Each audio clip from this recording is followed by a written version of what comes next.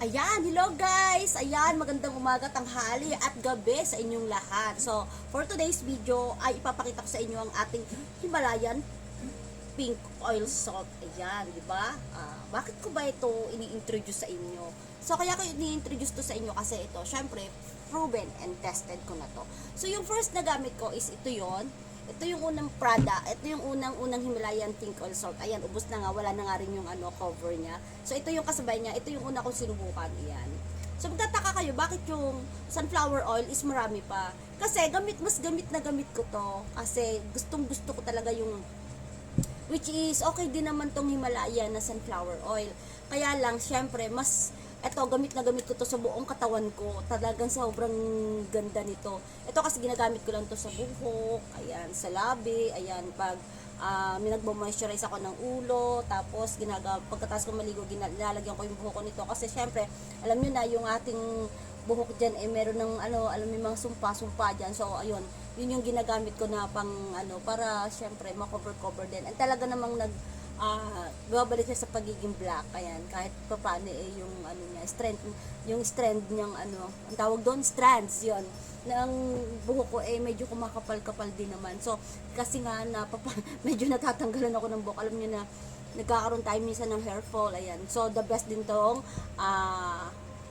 Bonita sunflower oil. So, yun nga. Tapos, goods na goods din to, promise. So, inaano ko lang to sa buhok ko tsaka sa lips. So, ito naman, gamit to sa mukha, sa balat, sa mga singit-singit, lahat na. Kaya, proven and tested. Kaya gamit na gamit ko to. Siguro ito, mga 1 week ko lang to nagamit. Then, after that, nag-order na uli ako. Then, dalawa agad yung in-order ko, yung buy one take one na Himalayan pink oil salt. Ayan.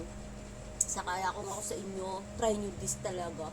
Ang kagandahan nito guys, pag naubos na siya, meron siyang mga natitirang parang mga kristal. Ayan. Kikita nyo? Kristal. Ayan. May kristal siya talaga na may naiiwan siya. Parang mga yung asin-asin. Yun yung goods na goods niya. Palibhasa kasi meron ako ditong body oil. Yun. So nilagay ko siya dito. Then yan, talagang nilalagay ko siya dito before ako maligo. Ito naman yung ginagamit ko para, di ba, walang sayang talaga. So yun. So, try nyo din tong products na to, malay nyo, din sa inyo, effective din, di ba? Malay nyo, hindi lang sa akin. So, at saka napaka-trending nito, promise. Sobrang trending ng Himalayan pink oil salt nito sa TikTok, promise, di ba? Alam nyo naman yan. Ang dami na nag-proven and tested nito. Kaya kung ako sa inyo, syempre, mag-iingat din kayo sa mga fake seller dyan, yung mga nagbebenta na sobrang mura. Kasi mamaya, makabili kayo ng, di ba, mura nga pero mapapamura kayo talaga. So, yun nga sinasabi ko lang is maging rin tayo, aware din tayo. So, itong products na to, doon ko binili sa dati dito sa store na to. So, yun nga nasa yellow basket. Doon ko siya binili and syempre doon na lang ako mag-stay, 'di ba? Kahit nakakita ako ng medyo mas mura pa, ay hindi, dito na lang ako talaga sa dati kong binilhan kasi talagang proven and tested ko na okay talaga siya.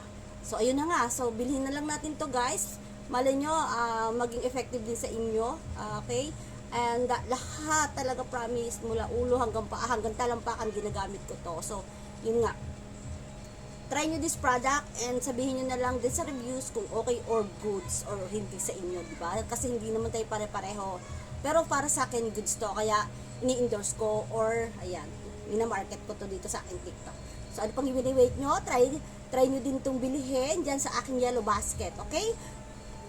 Try nyo this product. Napaka-moisturizer. Talaga, promise. Ang galing talaga ng product na to. Ang galing ng Himalayan pink oil salt. Okay?